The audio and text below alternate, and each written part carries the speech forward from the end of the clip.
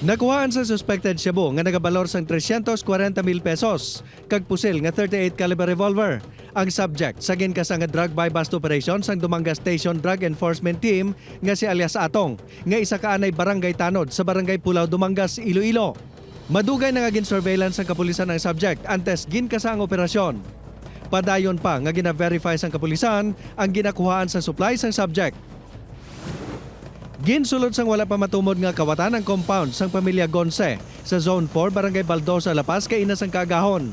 Matapos makita nga bukas ang puwertahan sang tiyangge sang pamilya, gintaban sang kawatan ang kwarta ni Gerson Gonce nga nagabalor sang 1,300 pesos. Suno sa himata sini, nagatulog si Gerson sa tiyangge, apang wala gid nabatyagan ang kawatan nga nagkuha sang yabag. Nahibaluan lang sinigagin kawatan siya sang ginpukaw sang duha ka lalaki nga nakitaan ang yabag sa dalan. Padayon pa ang investigasyon sang lapas pulis sa insidente.